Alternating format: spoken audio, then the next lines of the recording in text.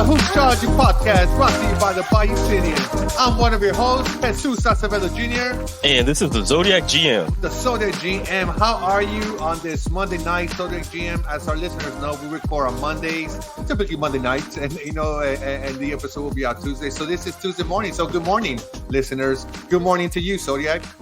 Hey, good morning, guys. It's a pretty chilly day. So transition of weather is crazy, but hey, it is. We are recording from Houston, where it is chilly, and we're not used to this cold. Zodiac, definitely not me. I am not made for this kind of cold winter, windy weather.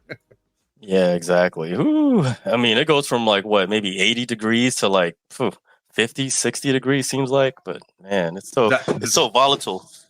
It is volatile, and with ice comes a lot of water when it melts, and that's the element. That's the knowledge topic that we're going to drop on you today, listeners, is the element of water. Yeah. So today, let's talk about water. So there's three different elements that fall under the water. Three different signs fall under the water, and they're divided into different qualities. You have the fixed sign, which is the Scorpio, right? The Scorpion. You have the mutable sign, which are the Pisces, and then you have the cardinal sign, which are the Cancerians or Cancer, right? So if you break them down individually, the Cardinals are more like the natural leaders, the initiator, and so forth. But if you think about it, they're more like the leaders of what element they hold. So a Cardinal of a Cancer, they sort of lead by an emotional. So that's in an emotional sense. So that's kind of how they portray their leadership. Think of like Patrick Beverley, Kawhi Leonard. Those are some of the Cancer traits. Pisces. The Pisces are mutable. Think of mutable more like the flexible, the adaptable. They kind of go with the flow. They don't really take the lead like a cardinal sign, but they're more like they'll adapt to what you are, what's your situation. So in this case, they're adapting to your emotional sense. They get a sense of everyone's emotions around them, and they sort of adapt to it. And those are like the Nikola Jokic, the Steph Curry, and the Luka Doncic. And those type of signs, I like them in a team because those are the signs that they're sort of like teachable. So if you're a coach, if you have a mutable sign such as like Jokic, Curry, Doncic, you can kind of get a sense of like, hey, we need you to do this for the team. They're the ones that's kind of more willing to do it because they have that natural ability to adapt.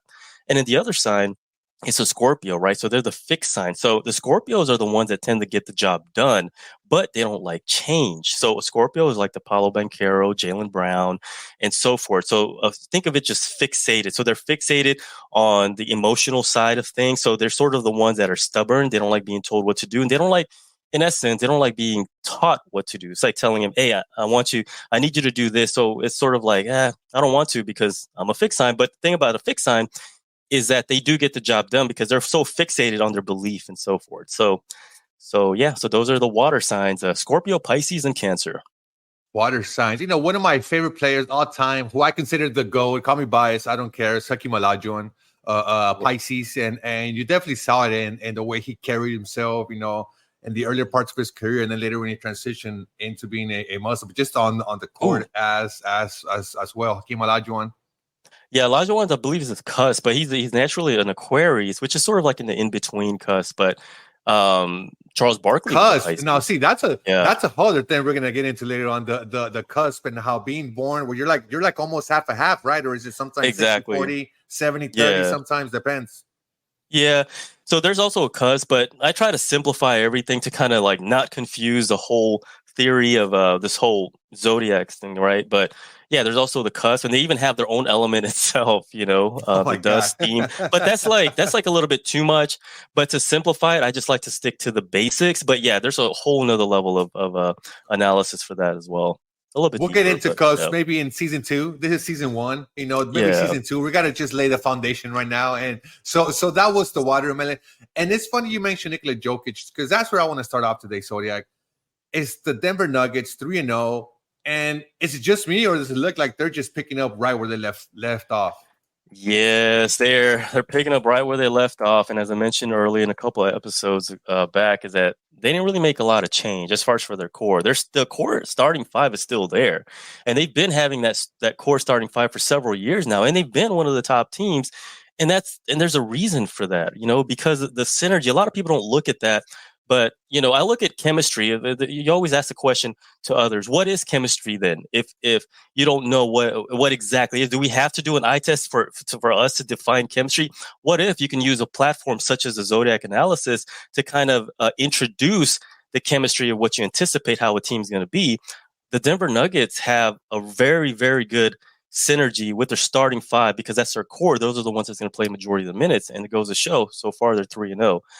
But yeah, they're a very, very solid team. Jokic is very, very helpful because, again, he's a Pisces, mutable sign. Remember, think of mutable, very adaptable. He likes to get everyone involved, and you can tell by the way he assists. Same thing like Luka, same type of energy and so forth. But yeah, that's what you're getting out of these water signs. Why don't you break us down? Give us the Denver Nuggets starting lineup and give us their sign and their whether they're mutable, fixed, or cardinal. Okay, so the Denver Nuggets, they start off with the Pisces, right? And that's Nikola Jokic. So when I analyze a team, I always try to group them into either earth or water or air and fire. So in this case, with the Denver Nuggets, they're dominant on earth and water elements, right? And they're very compatible. So Jokic is a Pisces. You have Gordon, he is a Virgo, which is an earth element, right? You have Porter Jr., who is a Cancer, water element. You have KCP. Okay, he is a cusp of a Pisces, right? Pisces Aquarius cusp, but he's even then that's two back-to-back water signs, so he's still a water sign, right? Exactly, yeah. So and then you have Jamal Murray, who is a Pisces. So I mean, that alone, that's a compatible 5. And it goes to show, when they play because they're all in the same energy. They all understand each other. They have the same view. There's not an element that's sort of combative towards another because the water and earth elements, they speak the same language. So they get it. They understand the other individual. A Virgo understands a Pisces, which is Jokic is.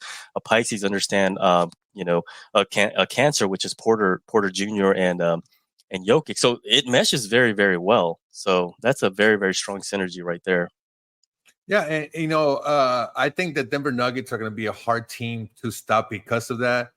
In the familiarity, like you said, I think this team has been together, I want to say 4 or 5 years now, going together, and included in that stretch is injuries to Michael Porter Jr., injuries to Jamal Murray. Let's not forget that they lost Jamal Murray. I think he got hurt in the bubble season when they finished the playoffs in the bubble, and then the next season and a half, Jokic was really carrying the team. I don't want to say carrying to diminish the other players, but he was the main focal point.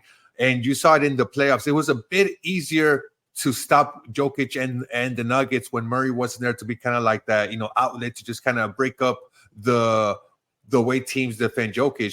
So every member of that team is important. And what I love is that they know their role. And I don't know if them players knowing the role, if that falls into the Zodiac chemistry as well. Would you say that falls into that, where each player knows the role and they know their capabilities? Yeah, definitely, because they're more willing. So that's the key word. They're more willing. So when you have a coach, and also another thing I didn't even mention, Mike Malone, he is a Virgo, which is compatible to the whole group. So not only the starting 5 are compatible, the head coach is also compatible. So when your head coach is bringing out his game plan, all of his starters in particular, of course, there's a roster, right? But the core starters, they understand his game plan. They understand, we need to double this guy. We need to do this. We need to do that. They get it. It's a lot more fluid. It's not really forced because some of the other teams that have sort of an average synergy, they understand the game plan, but it's because once they put the product on the court, it's a little bit rough. It's a little bit forced in a sense where they're like, okay, I know I need to do this, but I'm having a difficult time really doing what I need to do. Whereas the synergy portion is sort of like think of it, the chemistry. It just flows naturally. It's more fluid. It's more wholesome. And that's what a team like the Denver Nuggets have. So, yeah. Denver Nuggets are undefeated, 3-0.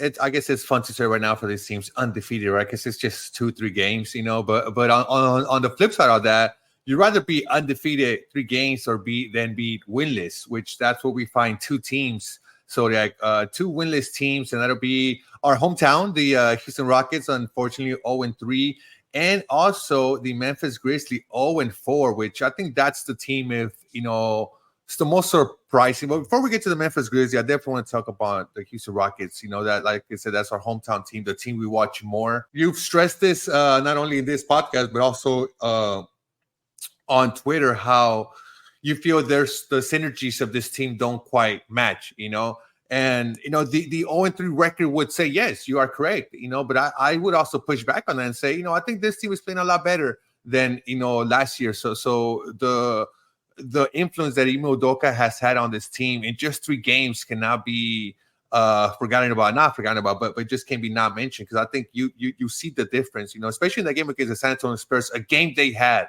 If Jabari Smith hits 2 free throws, they win the game, and they're not even a topic in this week's Hoopstrology. Changes the whole narrative. So he realized, okay, Sengun is the one that's getting things done. Let me just go to Sengun. And for a second, I was like, am I watching them dump the ball to Hakeem Olajuwon like it was when we grew up watching them? They were just dumping the ball down somewhere and letting him to go to work. But that was Sengun. But that was a very winnable game. Same thing with the game against the Golden State Warriors, a good team. They had him on the rope, so I think they're playing better. It's still early, and I think I mentioned this. I don't know if I tweeted it or if I said it in the last episode. I think this team's going to struggle. They'll probably find it in January, February. They might start putting more back-to-back wins, more streaks. But I think this team, it's going to be a struggle. They're finding each other now under this new system, under this coach Ime Udoka. Exactly. Yeah, they're plus they're a young team, so they're still developing on the go. So, the Rockets are a fixed dominant team, and when I've ran some research on some of the database dating back to 2000, about roughly 20 years ago, 2003, this year's Rockets team has had the most fixed sign of any of the teams in those 20 years I've researched, and that's the past 20 years.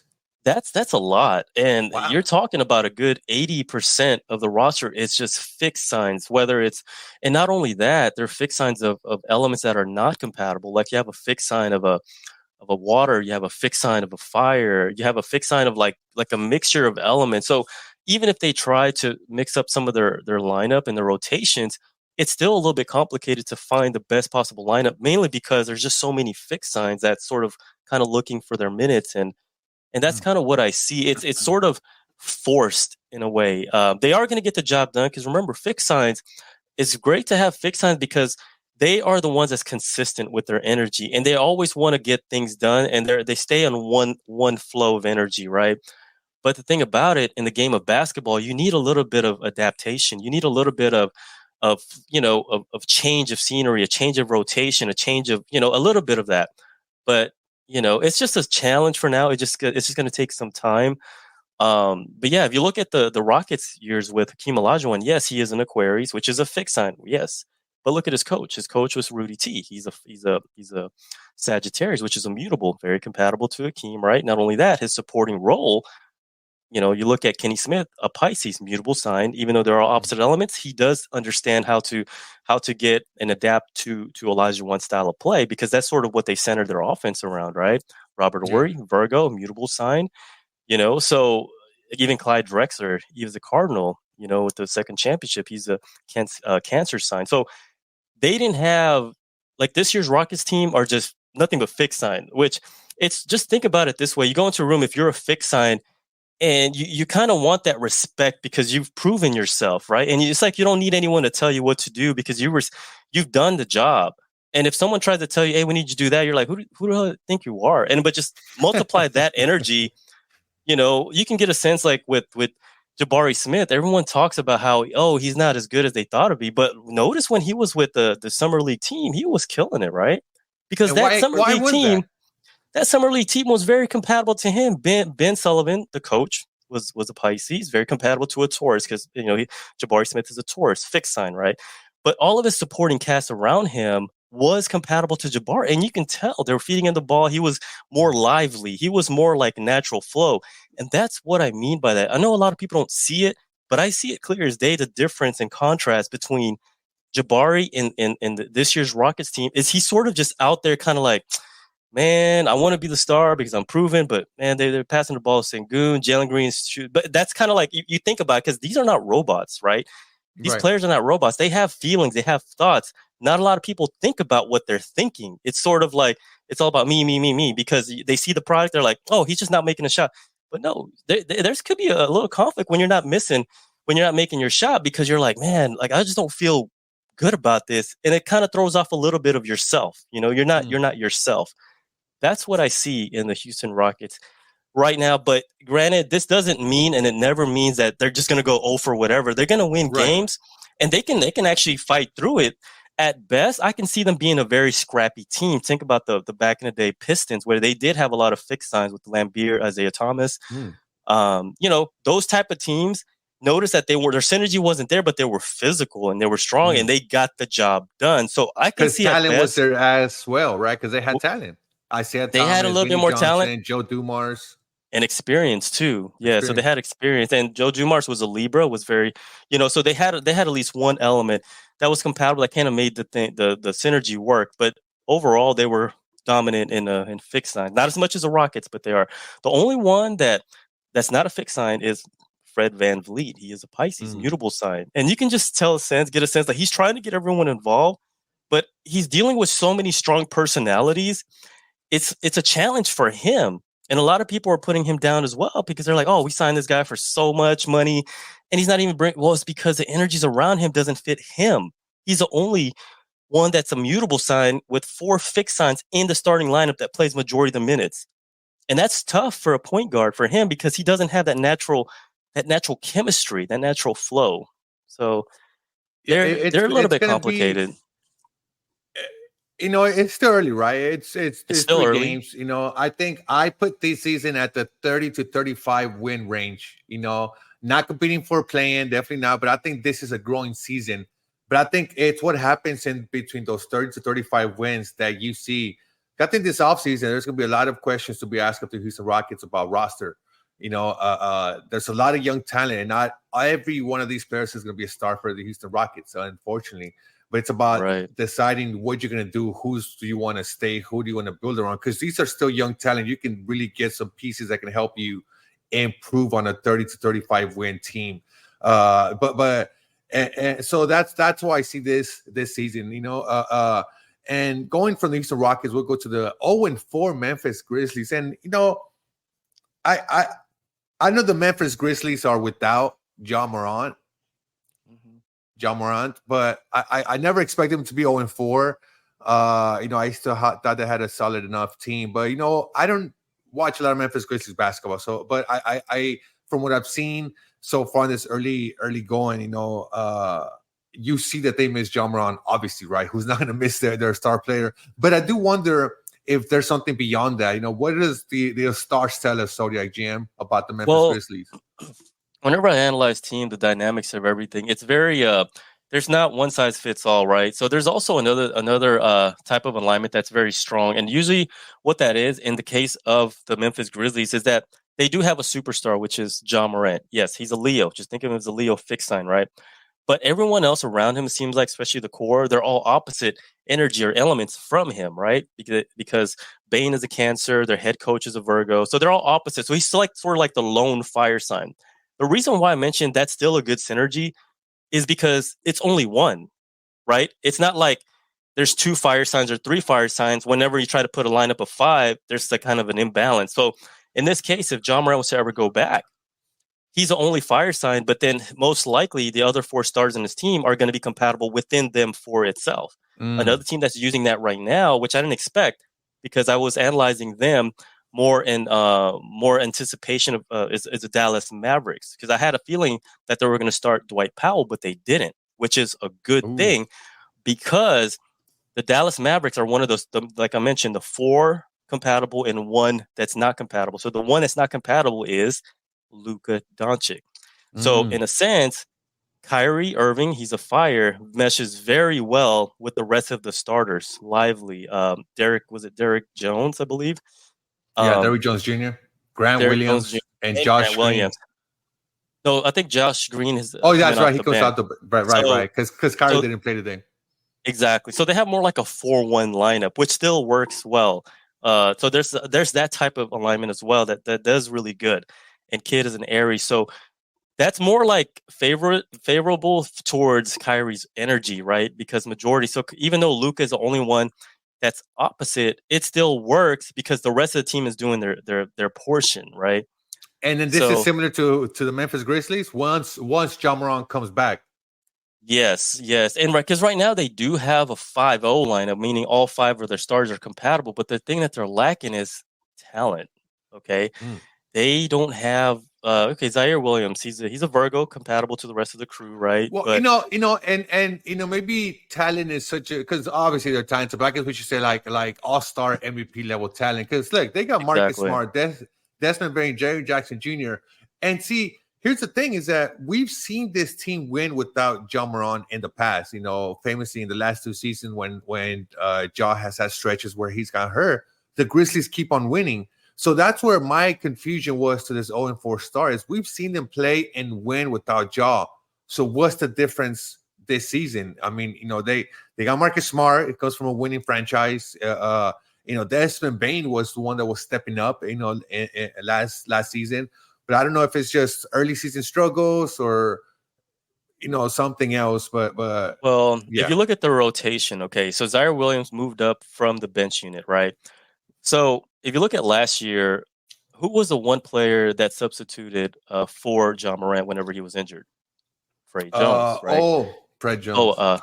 was it Trey Jones, right? Well, Trey the one that Jones, went yeah. to Washington, right? So he's compatible to that core. So they sort of got their synergy afloat, right? But number 2, Adams got injured, right? I don't even know if he's out for the year. So they have to put either Xavier Tillman to fill his spot. I mean, he's a good role player, but Tyus Jones. Tyus Jones, bingo. There you go. And then in other words, some of the rotational movement going up, someone like Zaire Williams, who used to be in the bench last year, leaves the bench unit of energies that are all fire and air. If you think about Kenny Lofton Jr., he's a fire sign of a Leo, right? David Roddy, he's an Aries. Derrick Rose, he's a Libra. So those energies are compatible within themselves. But if you're playing a whole game, and if you're trying to put the best 5 out there, there's always going to be some sort of form of a 3-2 lineup, which just sort of creates that imbalance a little bit, right? And if you don't have the talent to go along with that, it is going to be a little bit of a challenge because the synergy of the energies are not aligned accordingly, right? Whereas if your whole roster is filled with compatible elements, and then whoever substitutes in for one of their star players, it's like they're not missing a beat. Make sense? So the way the Memphis Grizzlies are aligned right now, their starting 5 is compatible, but their bench, due to some changes and some injuries, they don't have the right mix to kind of substitute the right player to continue that synergy flow. Because right now, at best, they do need as much synergy right now because they don't have the talent. But once John Morant comes into the game or comes back from suspension or comes back, they're going to be back to where they were last year. That's so it essentially sounds a bit to the Houston Rockets and Memphis Grizzlies. The Memphis will be the team that puts it together based on the astrological chemistry. But beyond that, they're a playoff team, so they're going to get it together no matter what. One team that it'll be interesting to see if they get it together with their disgruntled star is the Philadelphia 76ers Zodiac. James Harden hasn't yet featured this season for the Philadelphia 76ers. We know some of the drama. He wants out. They are waiting for the right deal. Clippers don't want to include Trey Mann. So there's all these talks going around. But I want to step back and look at it like from a chemistry standpoint, because James Harden and Daryl Morey, who are the ones feuding, they have a history, and they're astrologically speaking, they have good chemistry themselves. So break it down for us, Zodiac. What's going on in Philly? Well, the compatibility between Daryl Morey, he's a Virgo, right? And guess what James Harden's sign is? Also a Virgo. So they're both Virgos. So yes, they do understand each other, and you can get a sense because if you take a step back and you look at their timeline, they had a lot of good times with the Houston Rockets. They've won so many games. Harden won his MVP. Daryl Morey won his Executive of the Year or GM of the Year. They had so much chemistry, right? But of course, not every chemistry is 100%. Oh, lovey-dovey, right? Because I mean, people are natural or normal human beings. They do have feelings. They do have reactions to whatever it is. Now, James Harden, he has a Cancer moon, right? So he tends to react more on an emotional level. So if he feels that he's being betrayed, he's going to react back to it because cardinal signs, they take initiative to whatever that they're feeling. So that's kind of what Harden is going through with Daryl Morey. And Daryl Morey, on the other hand, because Virgos are very nitpicky. they're perfectionists. They're also not going to back down. They're going to find ways to kind of like get you back more like in an indirect way, sort of like the perfect scenario to get you back. And I think that's kind of what's happening with those two right now, because I have a feeling James Harden was trying to bend the rules a little bit, by being out and coming back all of a sudden. But Darren Moore's like, no, it's not going to work here. I know what you're doing, like we're going to sit you out, So right now it's not good. At best, I think just go ahead and trade him. But they're having some difficulties with trying to trade him for the player that they want or the package that they want. So that's kind of what's happening between them two. What role do you think Elton Brand, a Pisces, and he's the president, the general manager, president of the 76. What role do you think he's playing in this from a Pisces perspective? Well, Elton Brand, I want to say he's an Aries, I believe, or no? It's Pisces, March 11. I think March. Okay, 11. So you're right. So Elton Brand, he is March 11th, so he's a Pisces. So yeah, he is compatible to the group. So Pisces, they make decision based on emotion. Remember, water signs are all about emotion. So, but they feed off other people's emotions. So their water signs tend to be like they either go with the flow of the emotion stance of how another person or individual is feeling, right? So they could be a little bit attached, like a Cancer, or a Scorpio. They could be a little bit passionate on keeping the team together. So a part of me, based on what Elton Brand's sign is, since he is the general manager, right? I believe is that he does want to covet Harden, but he's not dumb either. He wants to get the best deal out of James Harden. He's a premier player still, So yeah, but the good thing is the synergy with even without Harden, they're still good. They're still a very good team because they have Embiid and Maxey. They're very compatible. They're both water signs, Scorpio and Pisces, so they're still strong even without James Harden. And that's where I wanted to take next this conversation is that if you remove Harden, which obviously he's already been removed for the moment, he's not playing. They're 2-1, could easily be 3-0.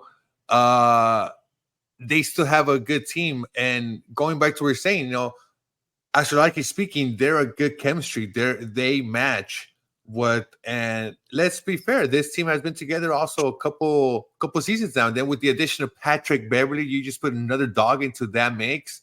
And this team, they're going to be fighters. They're going to be winners. And then just like you said, their starting five, I believe you said their starting five matches well, astrologically speaking. Yeah, so they have more like a 4-1. So the player that's taking Harden's place is Melton, right? So Melton, he's a Gemini.